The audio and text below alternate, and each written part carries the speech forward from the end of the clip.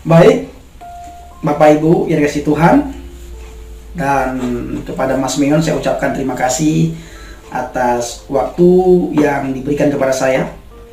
Saya akan memperkenalkan diri, nama saya Effendi Usman, nama baptis saya Afraham. Kalau nama keren yang sering dipanggil oleh orang itu ada bermacam-macam nama. Ada yang panggil saya Om Pen, ada juga yang panggil saya Pak Aceh.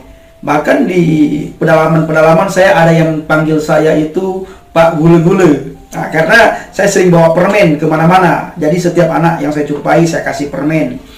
Saya berasal dari Aceh, Tanah Rencong, Tanah Olia, Serabi Mekah.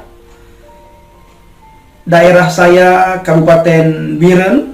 Saya tidak perlu sebut secara detail daerah saya itu dari mana, karena menyangkut beberapa hal yang tidak bisa saya sampaikan secara vulgar di media sosial.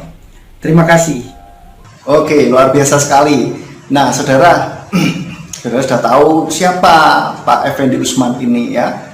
Dan ternyata beliau juga pernah belajar di pondok pesantren, saudara ya. Oh, benar begitu Pak ya? Iya benar Mas, saya pernah sekolah di pondok pesantren. Ya, berapa tahun Bapak di pondok pesantren itu? Dari kelas 1 SMP sampai kelas 3 SMA. Jadi selama 6 tahun saya di pondok pesantren itu. Kalau boleh tahu, apa nama pondoknya? Nama dayahnya Pesantren Ulumuddin Daerah Luxmawi. Kira-kira begitu Mas. Bisa diceritakan sedikit Pak, bagaimana bisa masuk pondok pesantren itu? Kenapa kok nggak di sekolah umum saja gitu? Kenapa kok Bapak bersekolah di pondok pesantren gitu? Kenapa nggak seperti pada anak-anak pada umumnya yang sekolah di sekolah umum? Saya masuk ke pondok pesantren terutama sekali itu untuk menuntut ilmu agama, karena utlubul ilmu minal mahdi ilal lahdi, tuntutlah ilmu itu dari ayunan sampai ke tiang lahat. Bahkan di sebuah hadis dikatakan utlubul ilmu walau bisin, tuntutlah ilmu walau sampai ke negeri Cina. Nah, tujuan saya masuk ke pondok itu sebenarnya cuma satu, menggali ilmu agama. Dan harapan mama saya ketika saya diantar ke sebuah pesantren itu cuma satu, agar saya menjadi ustadz pertama sekali, atau menjadi tengku kalau orang Aceh bilang, termasuk seperti ustadz, kiai, dan lain-lain. Nah, saya juga tidak tertarik untuk sekolah di sekolah umum, karena rata-rata di sekolah umum itu ilmu agama kan sangat minim ya. Nah, sementara kita tahu bahwa Aceh itu sangat identik, agamanya itu sangat kuat. Agama orang Aceh itu sangat kuat. Makanya rata-rata teman-teman saya itu sekolahnya di pesantren, jarang di sekolah umum. Walaupun banyak juga teman-teman saya di sekolah umum, tapi intinya pertama sekali saya sekolah di pesantren itu mencari satu. Yang pertama, saya menggali ilmu agama, karena yang bisa membawa seseorang itu masuk surga itu karena ilmu agamanya itu semakin bagus, semakin mantap, semakin baik, sehingga bisa menjadi amal kebaikan ketika dia pulang ke akhirat nantinya. Nah, sebagaimana kita ketahui yang saya katakan tadi, yang saya katakan barusan ya Mas ya, sekolah umum itu jarang sekali mengajarkan tentang ilmu agama. Maka mama saya ketika saya tamat SD ya, begitu saya tamat sekolah SD dan sekolah dasar, mama saya langsung bilang ke saya, kamu ingin saya sekolahkan di pesantren. Nah, jadi begitu Mas, tujuannya satu, agar saya ingin menggali ilmu agama, hanya itu. Oke, gitu ya Pak ya. Baik, lalu bagaimana kisahnya Bapak ini kok bisa menjadi seorang Kristen? Apakah ada yang mempengaruhi ataukah diiming-imingi gitu ya? Ada sesuatu atau seseorang yang menawarkan sesuatu baik mungkin harta, tahta, atau mungkin wanita begitu ya. Bisa diceritakan Pak, silakan. Iya benar, sekarang saya sudah menjadi seorang Nasrani, pengikut Kristus, pengikut Hamasyah.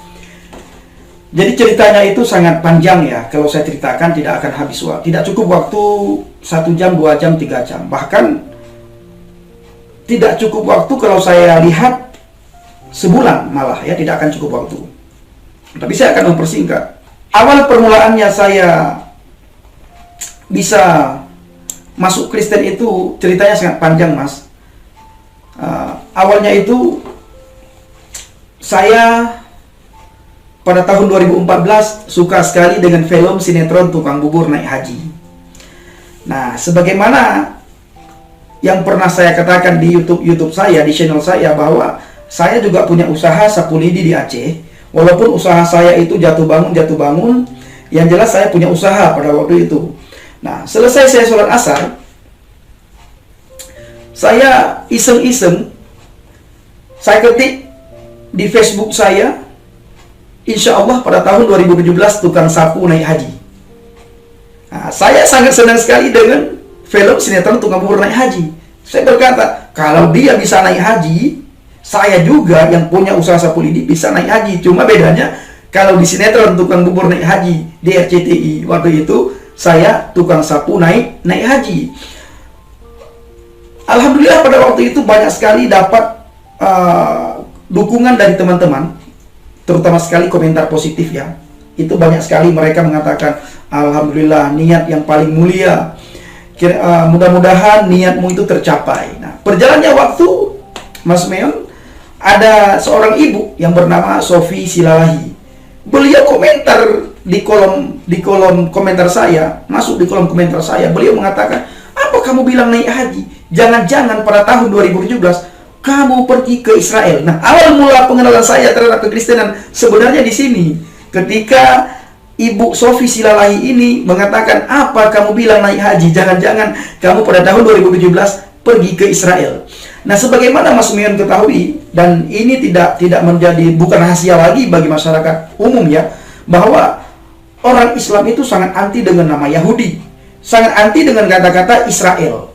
Apalagi saya waktu itu ketika saya mendengar Yahudi, mendengar Israel, itu yang keluar itu cacian, makian, walaupun saya tidak tahu. Yang penting saya benci saja sama mereka, benci sekali, sangat benci. Nah, singkat cerita Mas Meon, Ibu Sofi ini tidak membalas cacian makian saya. Saya caci maki Ibu Sofi ini. Saya bilang Kristen ini kurang ajar, Kristen biadab. Yesus juga, dia bukan Tuhan, dia manusia. Kenapa kalian orang Kristen menyembah manusia? Kenapa manusia kalian jadikan Tuhan?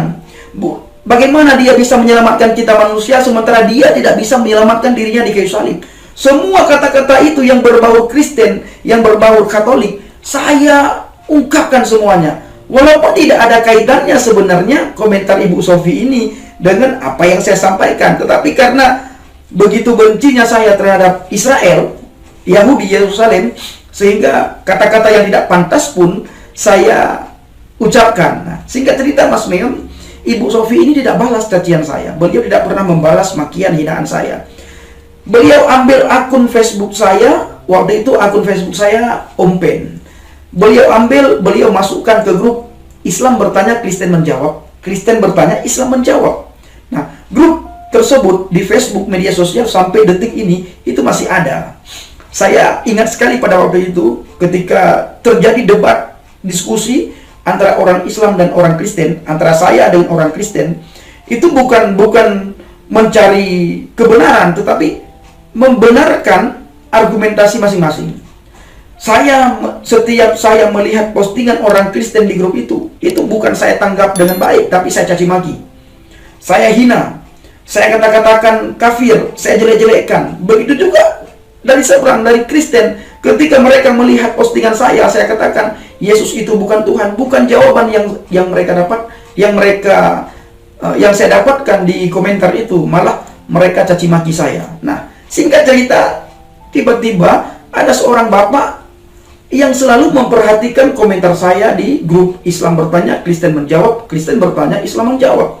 Nah, bapak itu selalu muncul dengan lemah lembut. dengan rendah hati, berbeda dengan orang Kristen pada umumnya. Selalu membalas komentar saya dengan kata-kata yang sangat sopan. Semarah apapun saya, sehebat apapun saya mencaci maki, kalau saya berhadapan dengan Bapak itu, saya pasti bisa ngerem marah saya, karena beliau ini tidak pernah membalas cacian, hinaan, makian saya. Berbeda dengan orang Kristen pada umumnya. Di grup Islam bertanya, Kristen menjawab. Sebenarnya dimulai dari ini, Mas. Nah, setelah itu Bapak namanya Pak Kurnia Budi, beliau katakan kepada saya waktu itu, Mas Pendi, dari kemarin saya ikuti tulisan kamu di grup ini, tidak menunjukkan kalau kamu ini mantan santri. Nah, kata-kata Pak Kurnia Budi itu menjadi pukulan bagi saya, menjadi tamparan bagi saya. Saya sudah marah sekali, saya bisa dingin, bisa down saya. Akhirnya hati saya ngomong ya, karena omongan Pak Kurnia Budi itu begitu menyentuh hati saya. Beliau bilang, apa kamu bilang anak pesantren, mantan santri, tapi tulisan kamu tidak menunjukkan kalau kamu itu anak santri, mantan santri. Karakter dari segi, kalau saya melihat tulisan kamu, jauh daripada kata-kata santri. Akhirnya Mas Meon iseng-iseng ya, akhirnya hati saya ngomong sama diri saya sendiri, apa sih yang dipelajari oleh Pak Kurnia Budi ini? Apa sih yang dipelajari oleh Bapak ini? Kenapa dia lain daripada yang lain? Saya tidak mengatakan apa yang dipelajari oleh orang Kristen, karena orang Kristen juga sama dengan saya. Ketika saya caci maki, dibalas cacian itu. Ketika saya maki, dibalas makian itu. Ketika saya hina, dibalas hinaan itu. Tapi Pak Kurnia Budi berbeda dengan orang Kristen pada umumnya, sehingga hati dan pikiran saya terbuka ketika saya katakan, apa sih yang dipelajari oleh Pak Kurnia Budi ini? Lalu iseng-iseng ya, saya mencari di internet. Saya ketik di Google, a Bible. Ketika saya ketik a Bible di Google, lalu saya search. Ketika saya mencari, keluar satu ayat. Tidak ada ayat setelahnya, tidak ada ayat sebelumnya. Seandainya Mas Meon waktu itu, ketika saya ketik di Google Bible, ayat yang keluar itu adalah di mana Yudas Iskariot menjual firman, maka saat ini kita tidak bisa komunikasi dengan ini ya. Kita wawancara seperti ini. Begitu juga apabila ayat yang keluar di mana Petrus menyangkal Yesus, maka kita juga tidak ketemu pada kesempatan ini.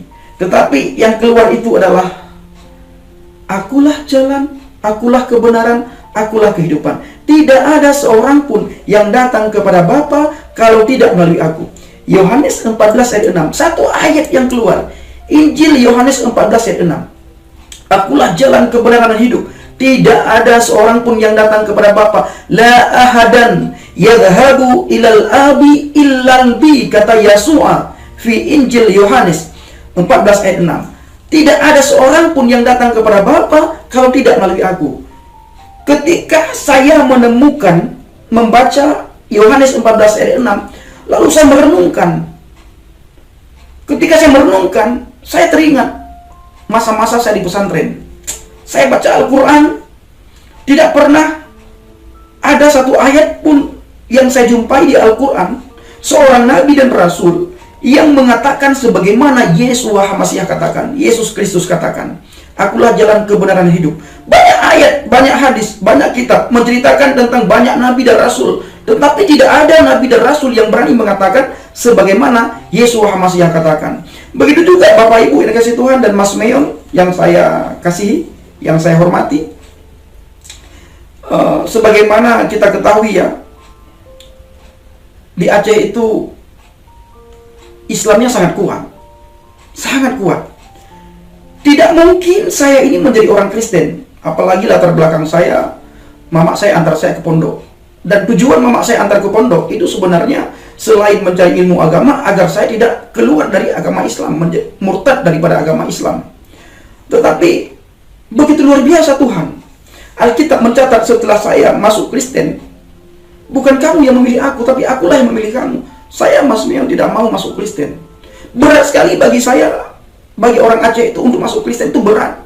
Ketika Al-Quran mengatakan inna dina indallahi Islam, agama yang benar di sisi Allah adalah agama Islam, itu kami benar-benar berpegang teguh pada ayat itu benar-benar berpegang teguh. Apabila ada orang Aceh yang masuk Kristen, maka orang tersebut kalau tidak mau kembali dalil Islam, tidak mau kembali kepada agama Islam, maka harus keluar dari tanah Aceh. Harus keluar. Kenapa? Karena memalukan bagi masyarakat Aceh. Nah, itu Mas Meon.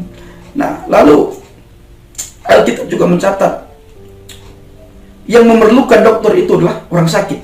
Yang memerlukan tabib itu adalah orang stres, orang yang tidak waras.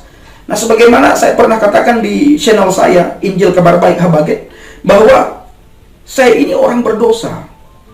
Semua teman-teman yang kenal saya di Aceh itu tahu benar siapa saya. Orang jahat sekali saya. Kalau bahasa Aceh itu, Mas, lem urung pali, saya orang jahat. Benar-benar pali, benar-benar jahat. Tetapi ketika saya membaca Injil Yohanes 14 ayat 6, satu ayat itu bisa mengubah semua kehidupan saya, semua pola pikir saya, aspek masalah iman semuanya berubah total. Bukan sebagaimana kita dengar yang beredar di lapangan, saya dicuci otak oleh orang Kristen. Tidak ada orang Kristen datang ke Aceh. Tidak ada orang Kristen datang ke rumah saya mengajak saya masuk Kristen, karena sehari-hari saya selalu di rumah buat sapu lidi. Tidak ada orang Kristen yang mengajak saya masuk Kristen. Begitu juga tidak ada orang Yahudi dan Nasrani kasih sembako kepada saya sehingga saya masuk Kristen. Itu tidak ada. Iming-iming saya masuk Kristen apa? Tidak ada iming-iming. Iming-imingnya cuma satu. Saya bukan iming-iming ya. Saya sudah mendapatkan keselamatan hidup yang kekal. Hanya itu janji firman Tuhan Yeshua HaMashiach. Yang lain tidak ada. Bahkan kalau saya kalau waktu bisa diulang 5 tahun yang lalu, saya disuruh masuk Kristen, saya tidak mau. Saya rindu sekali dengan mama, rindu sekali dengan anak saya dan dengan yang lain-lain. Bahkan sampai tiap malam saya sering sekali menangis. Saya bawa mama saya dalam doa. Saya percaya satu hal. Dalam Kisah Para Rasul dikatakan, satu orang percaya kepada Yesus, maka seluruh isi rumahnya akan diselamatkan. Seluruh isi rumahmu akan diselamatkan. Saya pegang firman itu dan saya bawa keluarga saya kepada Tuhan. Saya percaya Tuhan pasti jamah. Dan saya juga kepingin sekali pulang. Bahkan kalau Corona ini sudah selesai, saya akan pulang ke Aceh. Apapun resiko, saya pikir Tuhan pasti menjaga dan melindungi saya. Karena Yesus berkata, aku akan menyertai engkau sampai berkesudahan zaman. Maka dari itu, saya tetap akan pulang ke Aceh. Yang pertama sekali akan untuk menjenguk mama saya, karena mama saya juga sangat rindu kepada saya. Tetapi, kalau saya disuruh balik ke Islam, saya sudah mendapatkan keselamatan di dalam Yesus, di dalam Yeshua HaMashiach. Maka, saya tidak mau kembali ke agama Islam, karena agama tidak bisa menyelamatkan saya. Yang menyelamatkan saya adalah Adonai Yeshua HaMashiach, Yesus Kristus. Karena kalau kita lihat dari segi kata agama, agama ini berasal dari bahasa Sanskerta, a dan gama. Artinya a tidak, gama kacau. Jadi arti daripada agama adalah supaya tidak kacau. Nah, satu lagi, kalau dilihat dari bahasa Latin, agama ini itu berasal dari kata religate. Reli artinya diikat, gate artinya kembali. Jadi kita kembali diikat. Nah, maka Yesus datang untuk melepaskan saya dan teman-teman semuanya daripada ikatan-ikatan hidup di dalam agamawian. Begitu Mas Meon. Ya, luar biasa sekali saksiannya. Ya, Tuhan sendiri yang memilih, maka apapun, melalui apapun bisa, ya. Luar biasa sekali. Nah, seperti kita ketahui bersama bahwa kalau orang dari keyakinan lain lalu pindah ke Kristen, pasti akan banyak tantangannya. Betul ya Pak ya? Mungkin dari keluarga ya biasanya ya, itu tantangannya pasti luar biasa. Bisa diceritakan ke kita nggak Pak di sini? Bagaimana tantangan apa saja yang Bapak hadapi ketika sudah memutuskan bahwa baik, saya akan jadi pengikut HaMashiach? Silakan Pak. Baik Mas Meon, sebagaimana kita ketahui ya, masuk Kristen itu sebagaimana saya katakan tadi tidak gampang. tantangan dan rintangan itu pasti datang, dan saya sendiri mengalami hal yang sangat tidak bisa saya ceritakan. Saya anak tunggal ya, satu-satunya anak mama. Saya tidak punya adik, tidak punya abang, tidak punya kakak. Tapi ketika saya masuk Kristen, percaya kepada Yesus Hamasiah, Yesus Kristus, mama saya itu nangis-nangis minta tolong saya pulang, minta tolong saya pulang supaya saya kembali ke Islam. Tapi bukan berarti saya tidak sayang dan cinta sama mama saya. Setelah saya mengenal Kristus, mengenal Hamasiah, saya sayang sangat mengasihi mama saya. Tetapi kalau untuk disuruh pulang saya untuk kembali ke Islam, saya lebih baik mati ya daripada saya kembali ke agama Islam. Karena saya sudah benar-benar mendapatkan keselamatan. Sebagaimana saya katakan tadi, agama itu tidak bisa menyelamatkan siapapun. Dan untuk masuk surga itu kita tidak bisa nebeng. Contohnya bapak kita Ustadz Kiai, beliau seorang ulama, seorang tokoh besar ya, seorang baik, punya amal banyak. Kita tidak bisa nebeng untuk masuk surga. Tidak bisa nebeng masuk surga melalui beliau. Saya tidak bisa nebeng kepada beliau, tidak bisa nebeng siapapun sama siapapun. Maka tantangan saya ketika saya percaya kepada Kristus itu berat sekali, Mas. Sampai bagaimana istri saya, dia tidak mau lagi sama saya kecuali saya kembali kepada agama Islam. Lagi-lagi saya masuk Kristen itu tidak ada orang yang ajak, tidak ada orang yang iming-iming. Ya, yang ngajak siapa? Ya Tuhan. Alkitab mencatat bukan kamu yang memilih aku sebagaimana saya katakan tadi, tapi akulah yang memilih kamu. Saudara bisa melihat, maksudnya juga bisa melihat betapa beratnya apabila ada orang Islam itu masuk Kristen. Berat sekali. Bahkan ada beberapa orang dapat penganiayaan khusus daripada keluarganya, termasuk orang tua. Begitu juga saya. Saya tidak bisa ceritakan bagaimana sedihnya saya.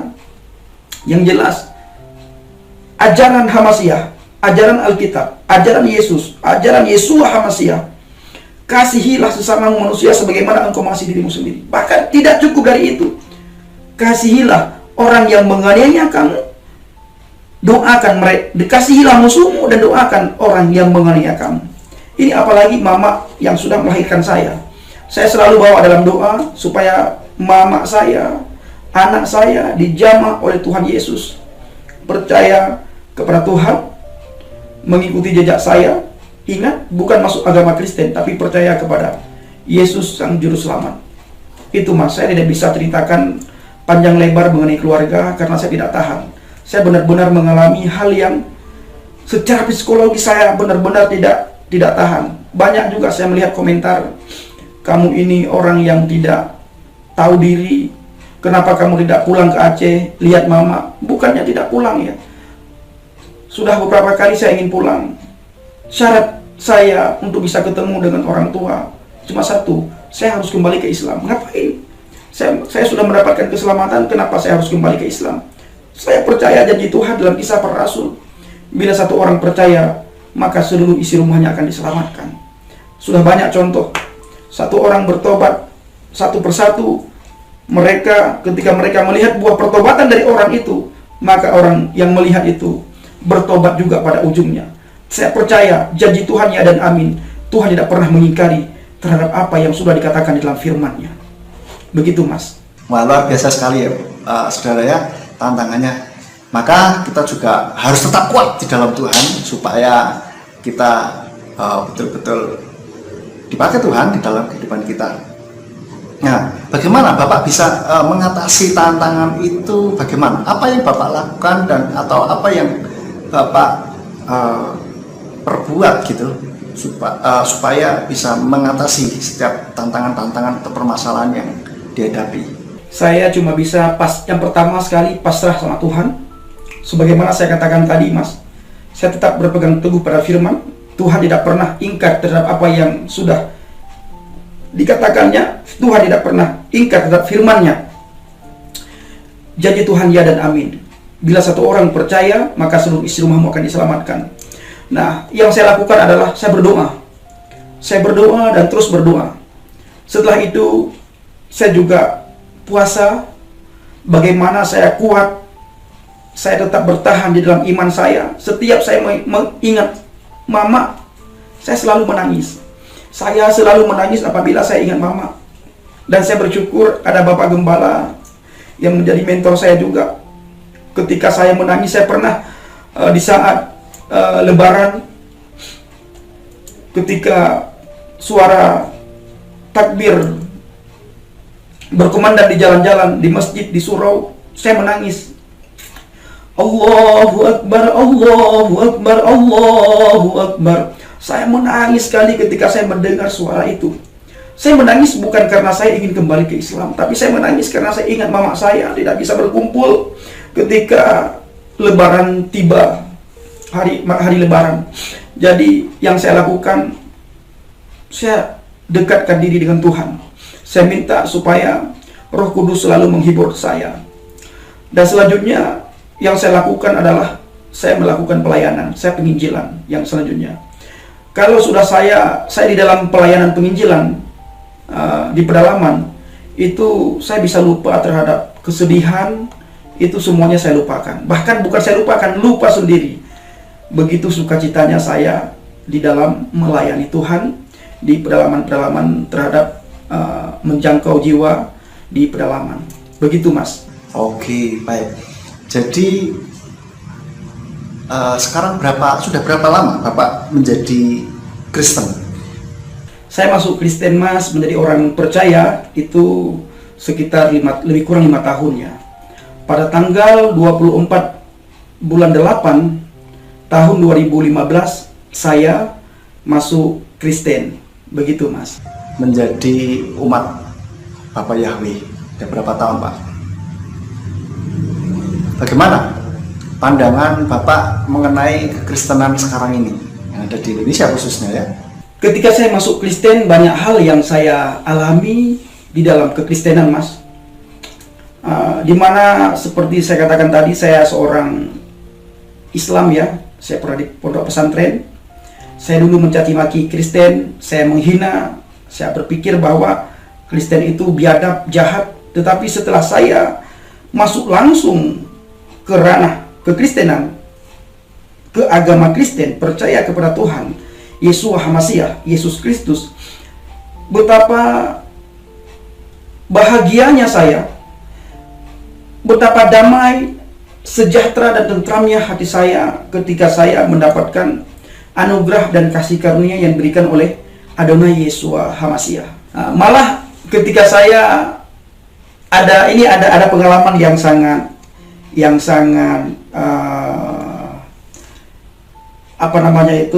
pengalaman yang sangat menarik di dalam semasa saya masuk Kristen. Pertama sekali ketika saya masuk gereja. Ketika saya masuk gereja pertama kali itu yang saya lihat itu adalah patung, salib. Saya melihat gereja-gereja kok tidak ada patungnya. Karena pemahaman saya dulu, Mas, orang Kristen itu sembah patung di gereja. Orang Kristen itu nyembah salib di gereja. Tapi ketika saya masuk gereja, khususnya gereja saya, gereja yang di mana saya beribadah sekarang ya, dan ada beberapa gereja yang saya masuk, itu tidak ada patung. Nah, jangan pula nanti ada orang jawab, loh ini kok ada patung di gereja, apa kamu bilang tidak ada patung? Nah, itu gereja Katolik. Gereja Katolik itu berbeda dengan keyakinan yang saya imani.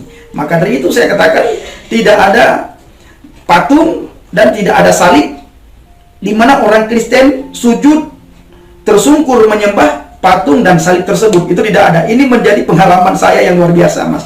Bahkan satu lagi saya punya masalah ketika ketika umur saya beberapa bulan di dalam kekristenan. Waktu itu saya mengalami satu gangguan. Bisa dibilang kalau Bapak Gembala saya katakan itu gangguan setan, itu mengganggu kamu supaya iman saya terganggu dan saya meninggalkan kekristenan dan kembali ke agama saya dulu. Nah, waktu itu Bapak Gembala saya ada di luar kota. Ketika beliau mendengar kabar tentang saya bahwa saya mengalami satu hal gangguan, beliau telepon saya, beliau bilang kepada saya, coba kamu doa puasa selama 3 hari 3 malam. Lalu singkat cerita, saya coba doa puasa selama 3 hari 3 malam tanpa makan dan tanpa minum. Nah, hari pertama 1 hari 1 malam saya tahan, saya bisa lewati. Hari kedua juga saya bisa lewati. Malam ketiga, jam 2 malam, saya mimpi yang sangat buruk. Setelah itu, haus sekali saya tidak sadar kalau saya lagi puasa. Lalu saya keluar dari kamar dari pastori, saya minum. Nah, paginya Bapak Gembala datang, saya didoakan di ruang doa. Lalu ada saksi juga, ada beberapa teman-teman dari pastori menopang saya di dalam doa ketika mendoakan saya doa pelepasan. Ketika doa pelepasan, Bapak Gembala melihat bahwa kok seperti ada kejanggalan ketika beliau mendoakan saya. Lalu beliau katakan kepada saya, ini kamu pasti tidak sampai 3 hari 3 malam kamu puasa. Saya bilang, sampai kok Pak? Enggak, katanya. Saya bilang, sampai Pak, saya 3 hari 3 malam puasa. Cuma saya bilang, semalam saya minum air sedikit kok, sedikit cuma saya minum. Karena saya mimpi buruk, saya tidak sadar kalau saya lagi puasa. Lalu Bapak Gembala bilang, nah ini gara-gara ini kamu, makanya saya katakan tadi bahwa Pendi tidak puasanya tidak sempurna katanya. Lalu Bapak Gembala sarankan saya, mulai detik ini puasa lagi sampai besok pagi buka. Lalu Bapak Ibu dikasih Tuhan, Mas Meyon, saya lanjutkan puasa 1 hari lagi. Begitu hari keempatnya, saya didoakan, ditumpang tangan. Begitu ditumpang tangan, saya meronta-ronta. Saya panggil Tuhan, tolong, Allah tolong. Badan saya panas sekali, telinga saya panas, tolong. Nah, waktu itu saya antara sadar dan tidak sadar. Tapi teman-teman yang ada di pastori, di ruang doa, mereka dengar dengan jelas apa yang saya katakan itu. Saya bilang, tolong, saya kepanasan. Lalu Bapak Gembala bilang, panggil Tuhanmu, panggil semuanya. Saya tidak takut karena roh yang ada padaku, roh Yahweh Elohim lebih besar daripada roh yang kamu panggil itu. Saya tetap panggil Tuhan, tolong, Allah tolong, segala macam saya panggil, saya sebutkan. Nah, akhirnya saya antuk-antuk, kepala di dinding. Lalu tidak lama kemudian selesai. Ketika selesai saya baru sadar, saya tanya, kok kepala saya sepertinya sakit gitu. Lalu Bapak Gembala ceritakan, nah ini kesaksian ketika doa pelepasan saya, Mas. Ketika saya beberapa bulan umur saya di dalam Kristus. Begitu, Mas. Oke, pertanyaan yang selanjutnya, Pak. Saya dengar Bapak sekarang kan sudah jadi penginjil, betul ya, Pak? Nah, bagaimana perjalanannya kok bisa Bapak menjadi penginjil gitu? Dan tentu mempelajari kitab suci ini kan juga perlu ada bimbingannya gitu ya. Nah, siapa yang membimbing gitu dan bagaimana Bapak dibimbing?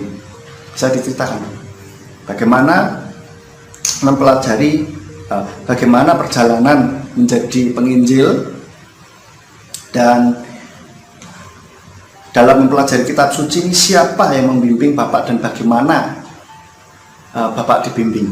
Iya benar, Mas. Sekarang saya sudah menjadi seorang evangelis atau penginjil. Nah, awal mulanya saya sedikit review ya ke belakang.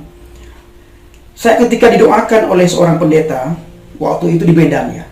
Ketika didoakan oleh seorang pendeta di Medan, saya itu berdoa. Selesai didoakan, saya berdoa sama Tuhan.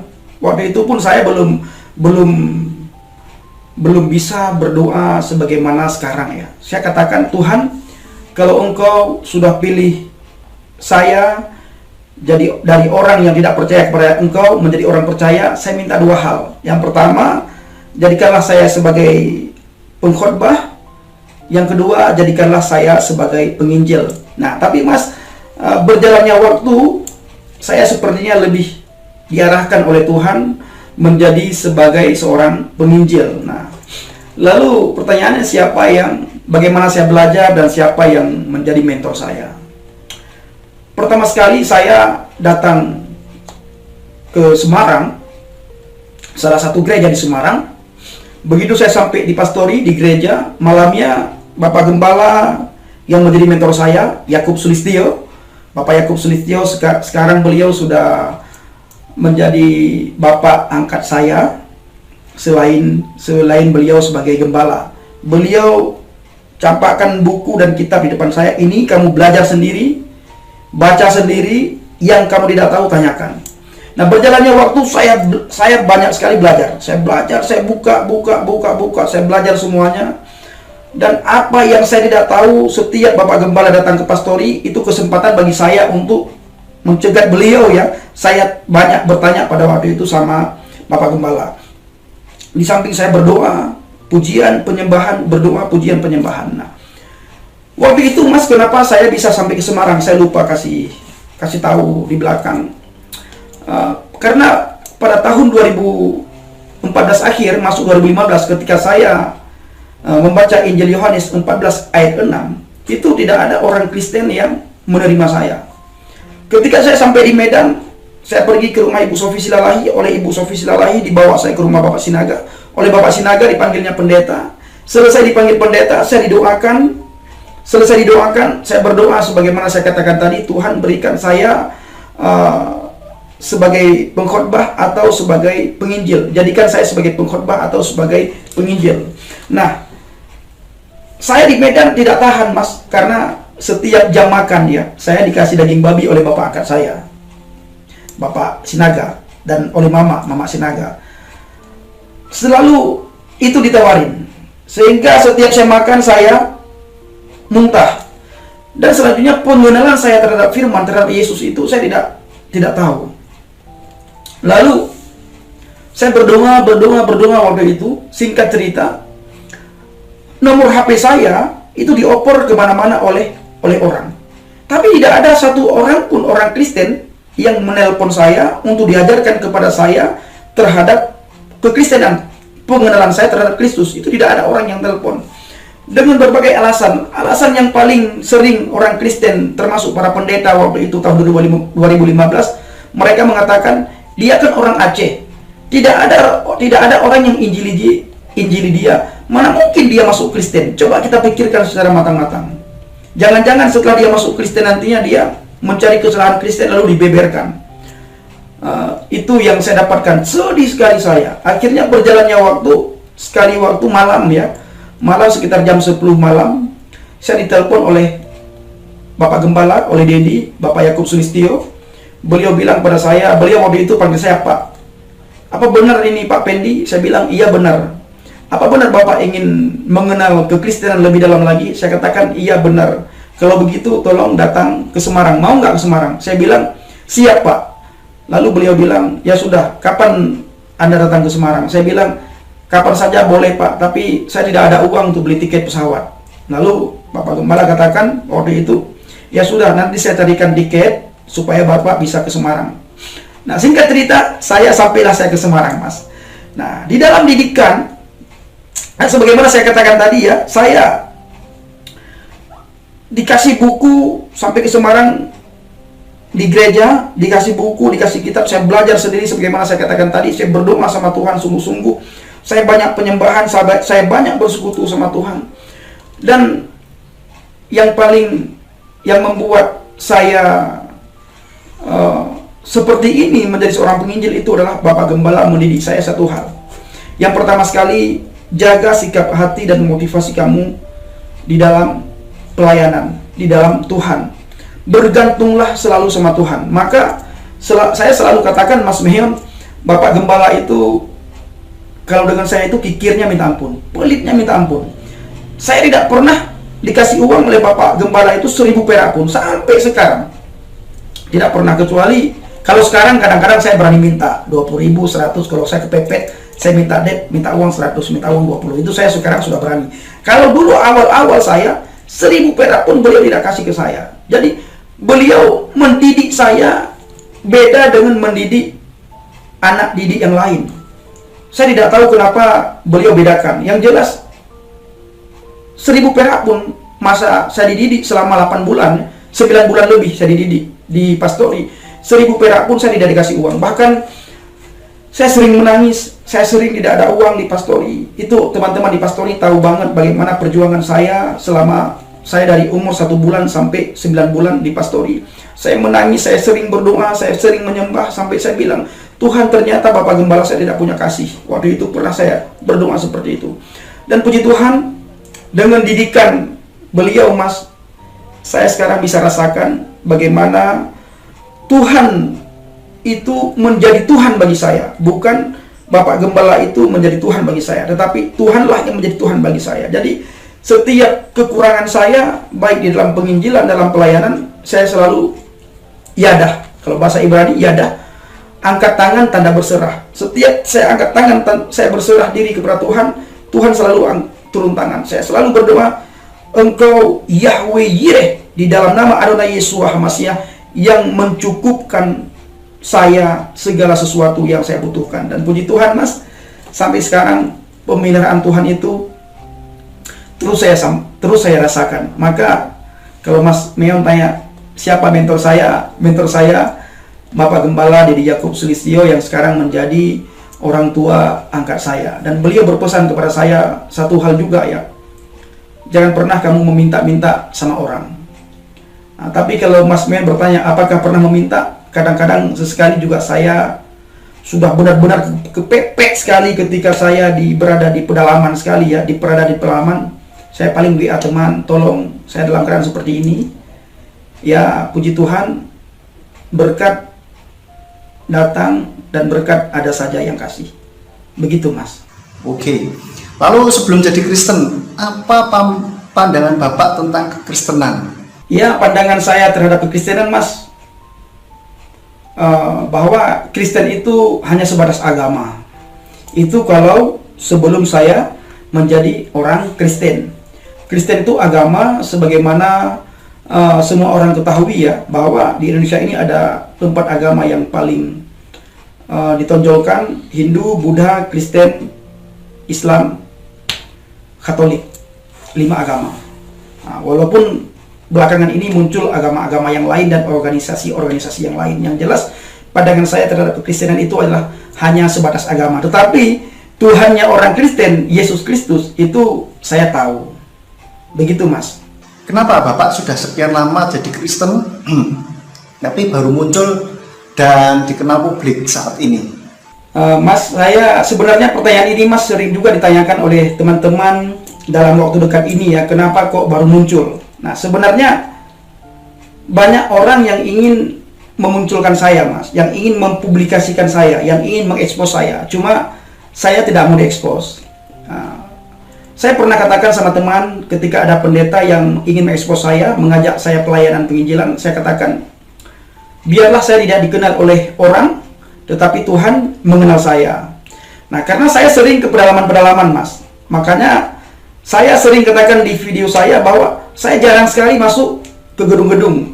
Saya jarang sekali masuk ke gedung-gedung, ke gereja-gereja jarang, kecuali saya hanya untuk ibadah, baru saya masuk ke gereja-gereja. Kalau untuk masuk ke gedung-gedung sebagaimana penginjil-penginjil yang lain, yang murtadin-murtadin yang lain bisa dikatakan, itu saya jarang sekali. Saya lebih senang mencari jiwa-jiwa di pedalaman, sebagaimana saya katakan tadi. Biarlah saya tidak dikenal oleh banyak orang, tetapi saya dikenal oleh Tuhan.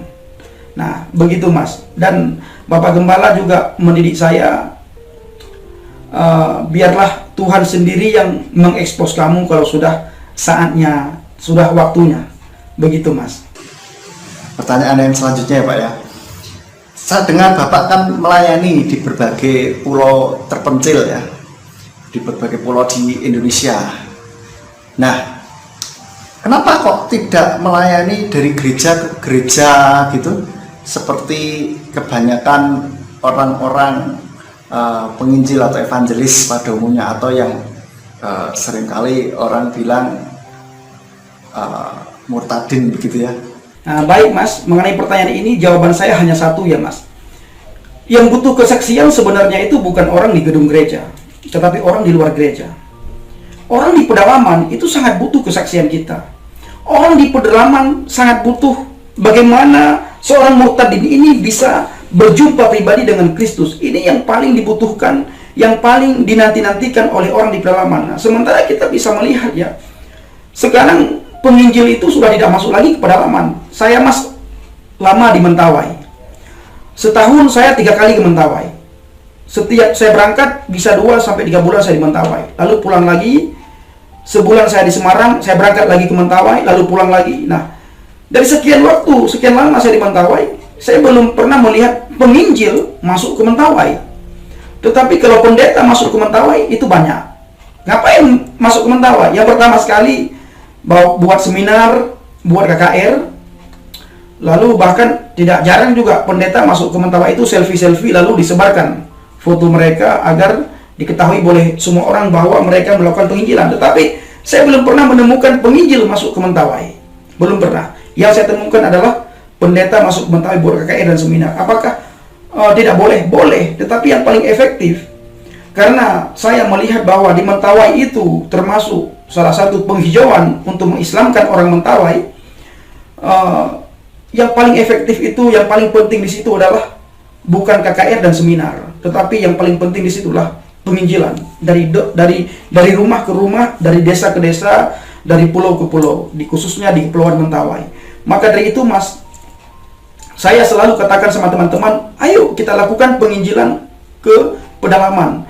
Karena ketika misionaris dan penginjil tidak lagi masuk ke pedalaman, maka kesempatan ini dimanfaatkan oleh saudara kita dari seberang. Maka mereka mengutus saudara-saudara mereka, ustadz dan ustazah, santriwan dan santriwati untuk diutus ke pedalaman, ke kantong-kantong Kristen, khusus untuk mengislamkan orang Kristen.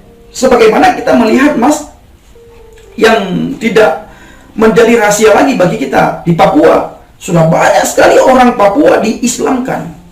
Sudah banyak sekali orang Ambon, Maluku di pedalaman itu diislamkan. Sudah banyak sekali di Manado juga diislamkan. Di Mentawai, di Nias, sekarang lagi terjadi di Nias. Saya baru 3 bulan yang lalu, Mas, saya baru pulang dari Nias. Pulau Tebolo, Pulau Seru, ada beberapa pulau di Pulau Telo saya masuk menguatkan orang-orang yang ada di pedalaman. Kasihan sekali mereka yang ada di pedalaman. Mereka begitu rindu ada penginjil masuk ke sana. Mereka begitu rindu ada orang yang menguatkan terhadap iman kekristenan, pengenalan mereka terhadap Kristus. Karena kebanyakan orang kita Kristen di pedalaman itu adalah Kristen KTP, Kristen keturunan. Tetapi ketika ada penginjil masuk, itu mereka senang sekali. Saya sangat disayang oleh orang-orang yang ada di pedalaman-pedalaman, khususnya di pulau-pulau.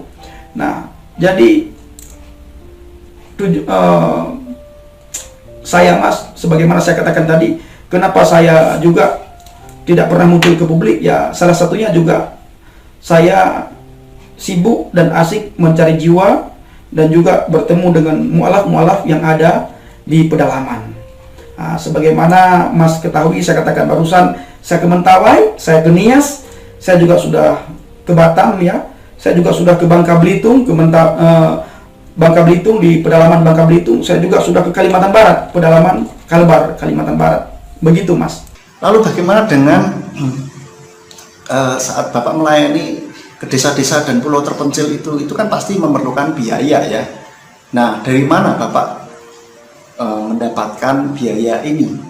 Ya benar, Mas. Memang setiap pelayan Tuhan, apalagi penginjil, ya, yang pedalaman-pedalaman itu sangat butuh biaya. Tetapi uang dan biaya itu bukan segala-galanya bagi penginjil. Tidak ada penginjil yang tidak butuh uang, tidak ada penginjil yang tidak butuh biaya. Tetapi bukan berarti ketika biaya uang tidak ada, kita tidak bisa melakukan penginjilan. Asal kita punya hati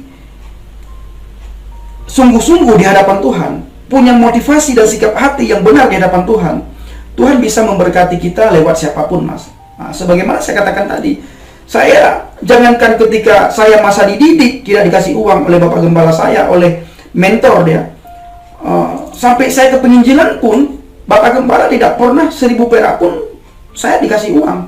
Termasuk gereja atau termasuk sinode tidak pernah kasih uang 1.000 perak pun kepada saya. Yang Bapak Gembala pesan kepada saya cuma satu: jaga sikap hati dan motivasi di dalam pelayanan. Dengan siapapun kamu berteman, dengan siapapun kamu bertemu, kemanapun kamu pergi, jaga sikap hati dan motivasi di dalam melayani Tuhan.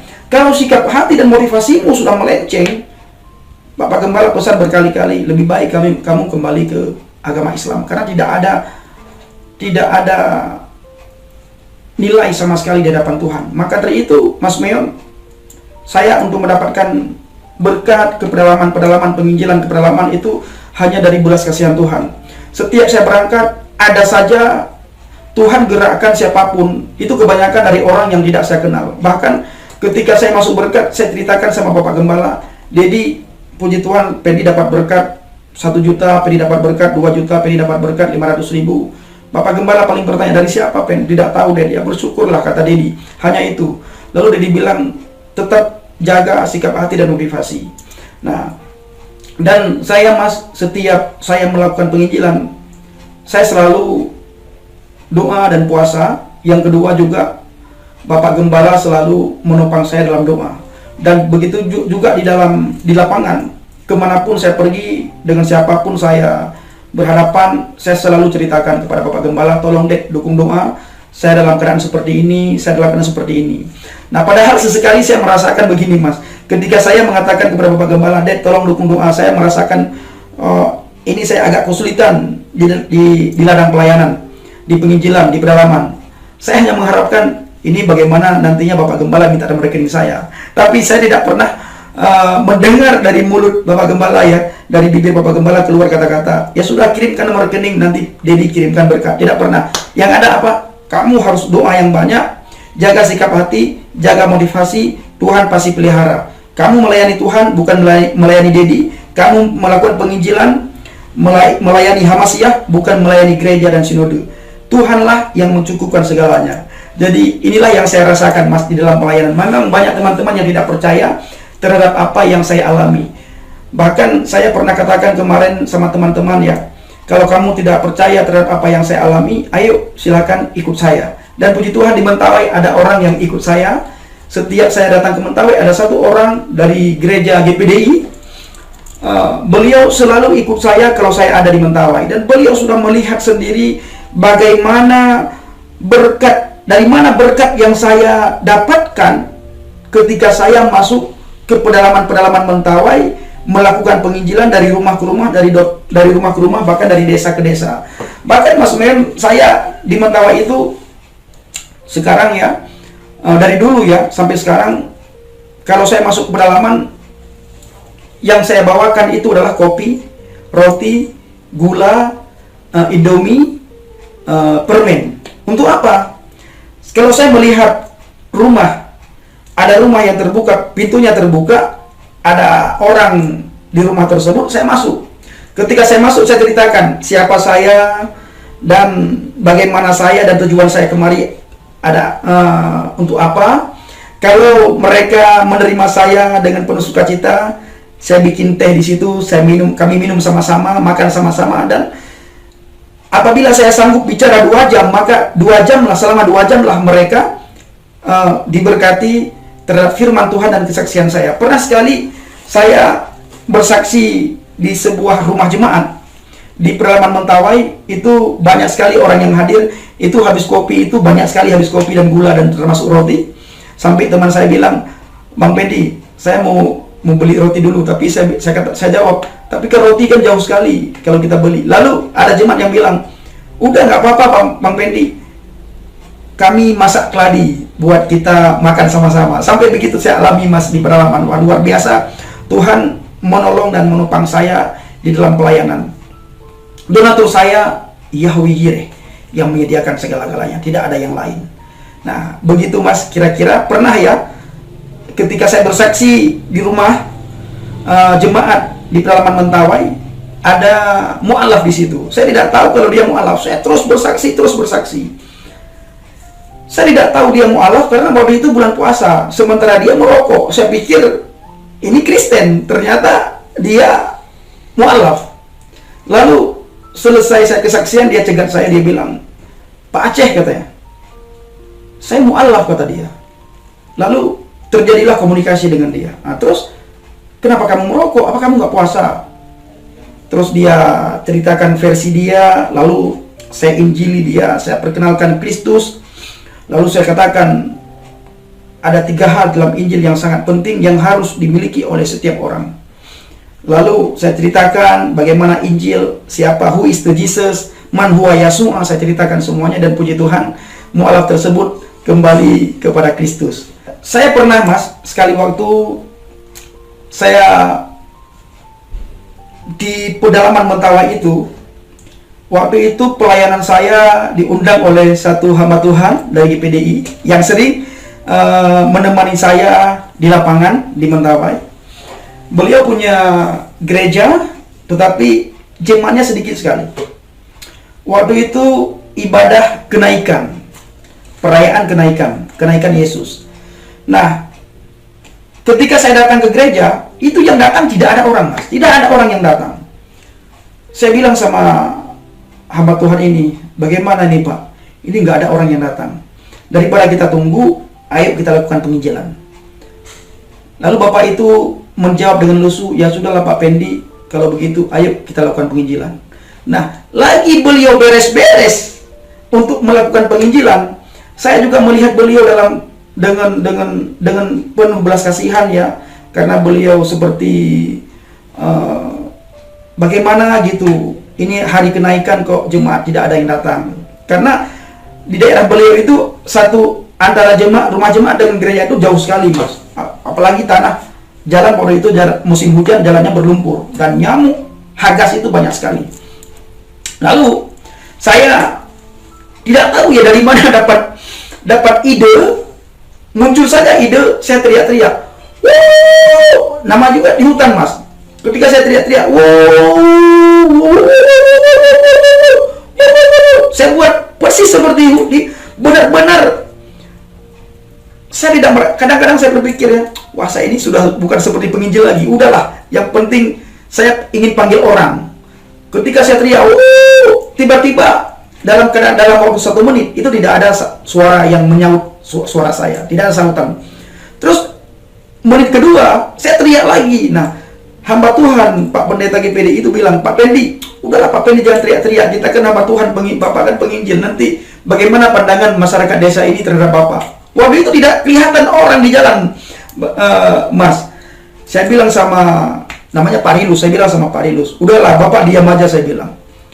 "Bapak berdoa, nanti orang pasti datang." Enggak datang Pak Pendi, sudah 2 jam kita tunggu, enggak datang-datang. Saya teriak terus, "Wuh!" Tiba-tiba, Mas, ada orang yang saut. "Wuh!" Lalu ada lagi yang saut. "Wuh!" Tiba-tiba itu ada saut-sautan tuh panjang sekali. Nah, sekitar setengah jam, puji Tuhan, lebih daripada 20 orang berkumpul di depan gereja itu. Di depan gereja, nggak masuk ke gereja, karena gereja GPDI mereka kadang ada yang anti dengan karismatik, sehingga kami melakukan pelayanan di jalan. Nah, ketika melakukan pelayanan di jalan, akhirnya kami tidak jadi melakukan penginjilan. Saya bilang sama Bapak itu, "Pak, ini jemaat mulai datang, ayo kita siapkan apa yang perlu kita siapkan." Dan puji Tuhan Bapak Ibu, 3 jam lebih kami bicara, kami sharing dengan orang yang datang dari mereka keluar dari hutan. Dan puji Tuhan, saya bersyukur sekali Tuhan memakai saya di pedalaman itu luar biasa. Dan saya punya kerinduan bagaimana mualaf di pedalaman itu kembali kepada Kristus. Begitu, Mas. Kalau boleh tahu, apa rekening Bapak? Boleh dituliskan di sini ya Pak ya, supaya siapa tahu ada yang tergerak hatinya ingin mendukung pelayanan misi Bapak untuk mempertobatkan banyak jiwa. Boleh ya Pak, silakan.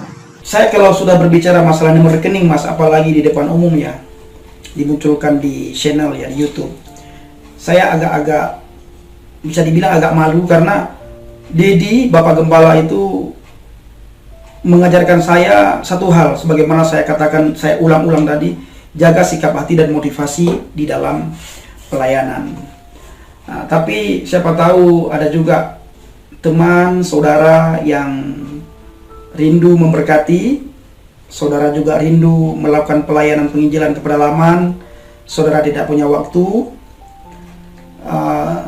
Sebagaimana kalau kita melihat di dalam Bible, dalam Alkitab, di situ dikatakan seseorang memberikan minum 1 gelas kepada penginjil, kepada seorang nabi, maka upahnya itu sama.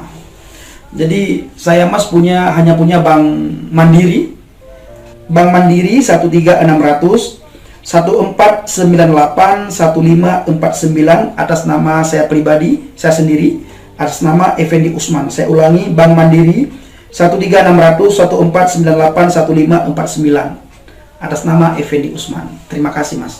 Nah, itu tadi saudara, nomor rekeningnya Bapak Effendi Usman. Ya, siapa tahu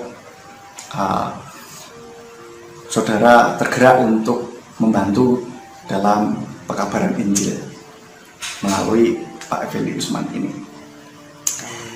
Kalau kita tidak bisa ke desa terpencil, pulau terpencil, mungkin ya dana kita bisa sampai ke sana, ya, demi kerajaan Tuhan. Amin. Lalu Pak, di dalam kekristenan ini di Indonesia saat ini kan masih ada kontroversi atau berbagai pandangan ya tentang nama Yahweh di kekristenan di Indonesia. Menurut Bapak sendiri bagaimana? Ya, benar memang Mas Mion, bahwa kalau saya melihat di lapangan ya, bukan saja kontroversi antara nama Allah dan Yahweh yang dipakai oleh orang Kristen itu kontroversinya di Indonesia, bahkan di Malaysia juga masih terjadi kontroversi ya. Walaupun saya beberapa tahun yang lalu saya pernah membaca di satu berita bahwa nama Allah dilarang pakai oleh pemerintah Malaysia untuk umat Nasrani, karena itulah nama sesembahan umat Islam. Nah, saya juga sangat setuju dengan hal ini, sehingga kita itu benar-benar berbeda antara orang Nasrani, orang Kristen Nasrani, dan orang Islam. Karena sebagaimana kita ketahui bahwa Allah itu adalah Tuhannya umat Islam, termasuk Tuhannya saya dulu. Nah, sementara Tuhan yang telah disembah oleh Bapak Abraham, Ishak, dan Yakub itu adalah Yod-He, Waw-He, Yahweh. Dan semua orang Kristen, semua hamba Tuhan, semua pendeta itu tahu mengenai nama Tuhan, nama Bapa di surga, yaitu Yahweh. Nah, saya ketika pelayanan ke pedalaman-pedalaman, ada beberapa teman ya yang bertanya kepada saya, Anda ini dari aliran Yahweh ya? Karena saya lihat Bapak Gembala Anda, mentor Anda itu adalah pengagum Yahweh. Saya bilang, saya dengan tegas katakan, saya bukan dari aliran Yahweh. Yahweh itu bukan aliran, Yahweh itu bukan organisasi, Yahweh itu bukan sekte, Yahweh itu bukan doktrin ya. Tapi Yahweh itu adalah nama Tuhan kita di surga. Nama Bapa di surga adalah Yod-He, Waw-He, Yahweh. Nah, saya terus terang katakan sama teman-teman bahwa pernah saya bertanya sama teman ya, menurut kamu Yahweh ini Tuhan apa bukan sih? Mereka bilang, memang kami akui bahwa Yahweh itu Tuhan. Tapi karena kita ini di Indonesia, lalu pada umumnya orang memakai itu adalah Allah, lalu kita pakai Allah supaya tidak terjadi kontroversi. Sementara itu adalah pandangan dia ya. Nah, saya tidak bisa memaksakan dia harus begini, harus begitu. Itu hak dia. Yang jelas bagi saya pribadi sebagai peminjil, Mas, Yahweh itu Tuhan. Bahkan kalau ada orang yang bilang orang tersebut membuka sejarah, membaca sejarah dengan banyak bukti-bukti yang dia keluarkan, dia katakan bahwa Allah ini muncul, nama Allah muncul sebelum agama Islam muncul. Orang Kristen, Nasrani, Arab sudah memakai Allah. Sah-sah saja mereka, orang tersebut mengatakan hal demikian. Tetapi yang jelas, kita kembali ke dasar firman aja lah. Kita kembali ke Alkitab aja, kita kembali ke Bible aja. Apa kata Bible? Kalau bukan apa kata sejarah, tetapi apa kata Bible. Nah, karena bagi saya, Mas, sejarah yang paling awal itu adalah, bahkan bukan paling awal ya, yang tidak ada awal, yang tidak ada akhir adalah firman. Nah, kenapa saya bisa mengatakan bahwa sejarah yang tidak ada awal dan tidak ada akhir adalah firman? Ketika Mas bisa melihat di dalam Alkitab ya, dalam Injil Yohanes dikatakan pada mulanya adalah firman, dan firman itu bersama-sama dengan Elohim, dan firman itu adalah Elohim itu sendiri. Ini sebenarnya sejarah yang paling mula-mula ini sebenarnya. Jadi tidak perlu lagi kita melihat sejarah awal, sejarah bagaimana kita melihat supaya kita melihat sejarah yang lain sehingga kita membenarkan bahwa Allah itu bisa dipakai di dalam kekristenan. Nah, kalau kita kembali ke dasar firman, ya saya lebih taat kepada firman daripada taat kepada organisasi dan taat kepada yang sudah kebanyakan orang umumnya pakai. Nah, karena prinsip saya, Mas, saya akan mempertahankan kebenaran saya walaupun sendiri, kebenaran itu akan saya pertahankan. Nah, walaupun saya banyak, saya punya anggota banyak sekali. Kalau itu bukan kebenaran, saya akan tinggalkan itu. Tapi, kalau itu kebenaran, saya akan mempertahankan kebenaran itu walaupun saya sendiri, walaupun saya dijauhi oleh teman, saudara, sahabat, dan sebagainya. Saya tetap akan mempertahankan. Bagi saya, Mas, Yod-He, Waw-He, Yahweh itu adalah mutlak nama Bapa surgawi kita, nama Bapa kita, nama Tuhan kita di surga. Dan juga saya pernah sampaikan di channel saya, channel Injil Kabar Baik Habaget, Injil Kabar Baik Habaget, di mana di situ di video saya itu saya pernah jelaskan dalam Al-Quran di situ dikatakan terjadi pada saat Musa dan kaumnya dikejar oleh Fir'aun dan bala tentara Fir'aun. Musa akan diperhadapkan di hadapan laut dengan laut. Di hadapan dia laut, di belakang dia musuh. Dia maju kena, mundur kena. Lalu Musa dengan perintah Allah, dia ada tongkatnya di tangan, dia pukul tongkatnya ke laut. Ketika tongkatnya dia pukul ke laut, air laut terbelah menjadi dua. Nah, ini versi Al-Quran ya, bukan versi Alkitab. Kalau versi Alkitab semua orang tahu. Nah, lalu Musa dengan kaumnya menyeberang laut. Fir'aun tetap mengejar Musa. Fir'aun dan bala tentaranya tetap mengejar Musa. Sehingga sesampainya Musa dan kaumnya ke seberang laut, Fir'aun dan tentaranya pas berada di tengah laut. Lalu Musa mengambil lagi tongkat, dipukulkan lagi kedua kali ke laut dengan perintah Allah. Dia dipukulkan. Ketika dipukul, air laut menyatu. Nah, ketika air laut menyatu, semua orang tahu. Versi Bible dan versi Al-Quran di sini sama. Fir'aun dan tentaranya tenggelam.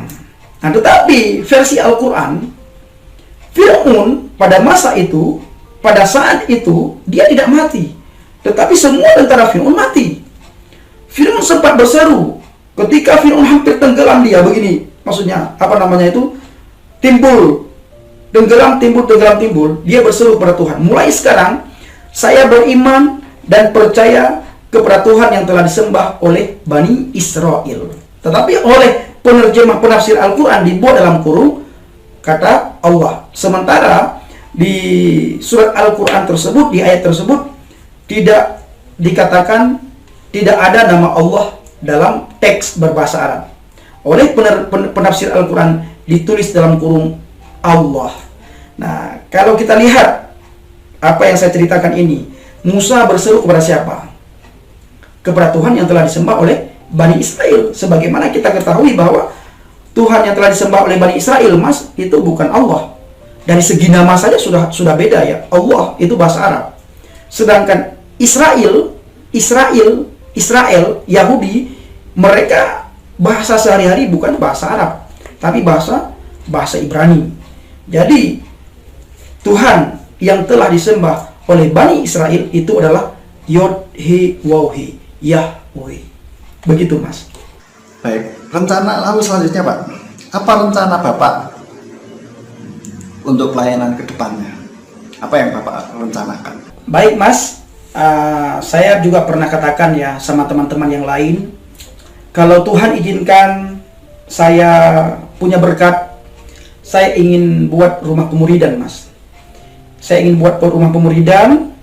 Di rumah itu saya akan didik, saya akan ajarin bagaimana kita punya hati, punya sikap hati untuk melakukan penginjilan ke pedalaman-pedalaman. Penting sekali pelayanan penginjilan ke pedalaman-pedalaman. Karena saya katakan tadi, Mas, tidak ada lagi penginjil masuk pedalaman. Sudah asik ke gedung-gedung, sudah asik ke gereja satu dengan gereja yang lain. Karena kalau masuk ke gereja satu dengan gereja yang lain, otomatis mereka akan mendapatkan berkat, akan mendapatkan uang ya. Tapi kalau pergi pelayanan penginjilan ke pedalaman-pedalaman, justru bukan mendapatkan berkat, justru mengeluarkan berkat. Tetapi sekali lagi saya katakan, kalau kita punya sikap hati dan motivasi yang benar di depan Tuhan, maka berkat itu akan datang. Jadi yang ingin saya lakukan, Mas, saya ingin bangun rumah pemuridan, saya ingin mendidik orang-orang supaya punya hati untuk melakukan penginjilan khususnya ke pedalaman, dan juga saya akan ajarkan tentang bagaimana kita bisa melakukan penginjilan atau bisa beradu argumentasi dengan mu'alaf. Karena mu'alaf itu juga sekarang mereka belajar juga tentang kristologi, walaupun kristologi yang salah yang mereka pelajari, tapi kita harus punya benteng untuk menahan serangan-serangan mereka. Bahkan sesekali kita bisa melepaskan tembakan kita kepada mu'alaf-mu'alaf itu, sehingga mereka tidak serta-merta tidak menembak sembarangan. Tapi kalau kita bisa melakukan hal itu, betapa luar biasanya ladang penginjilan yang ada di Indonesia ini. Nah, ini kerinduan saya, Mas. Saya ingin bangun rumah pemuridan. Doakan. Wah, seru sekali ya Pak pembicaraan kita saat ini. Nah, pertanyaan terakhir nih Pak, adakah pesan bagi para penginjil, khususnya untuk orang-orang yang seperti Bapak backgroundnya dari agama seberang menjadi Kristen gitu, atau yang seringkali disebut dengan murtadin gitu? Apa pesan-pesan Bapak bagi mereka? Nah, baik Mas, pesan saya kepada para murtadin ya, khususnya kepada orang yang sudah bertobat, sudah percaya kepada Yeshua Hamasyah, percaya kepada Yesus Kristus. Pesan saya, ayo kita buka hati kita buka pikiran kita buka mata batiniah kita. Lihat, padi sudah mulai menguning, pekerja sedikit. Nah, kitalah yang menjadi pekerja ini. Ayo jadikan diri kita menjadi pekerja di akhir zaman. Sudah cukup bagi saudara untuk bersaksi di gereja-gereja, bersaksi di gedung-gedung. Ayo kita bergandengan tangan, kita sama-sama melakukan penginjilan ke pedalaman-pedalaman, ke daerah-daerah, sehingga menghasilkan banyak jiwa, menghasilkan banyak tuayan bagi kemuliaan Tuhan. Dan pesan saya juga kepada para teman sahabat semuanya, jaga sikap hati dan motivasi di dalam ladang pelayanan. Kalau Bapak Ibu ingin komunikasi dengan saya, bisa melalui email, nanti saya pasti respon. Email saya uefendi50@gmail.com. Terima kasih. Begitu Mas. Dan satu lagi Pak, pesan-pesan bagi kita semua orang-orang Kristen di Indonesia ini apa? Baik, terima kasih Mas atas bincang-bincang kita pada kesempatan kali ini, dan juga kepada teman-teman semua hamba Tuhan dan pendeta, khususnya juga umumnya kepada orang Kristen, khususnya kepada para hamba Tuhan dan pendeta. Saya ucapkan ribuan terima kasih atas berkat dukungan doa Bapak Ibu. Saya bisa melakukan banyak hal. Bapak Yahweh Bishem Adonai Yeshua Hamasyah memberkati kita semua. Shalom Aki. Aku kabarkan Injil keselamatan. Haleluya. Baik, terima kasih Pak Effendi Usman sudah meluangkan waktunya untuk kita bisa berbincang-bincang, dan kiranya perbincangan kita ini boleh menjadi berkat bagi setiap orang yang mendengarkan, yang menyaksikan video kita pada saat ini. Baik, demikian Bapak Ibu Saudara, pembicaraan kita dengan penginjil misionaris Bapak Evangelis Effendi Usman.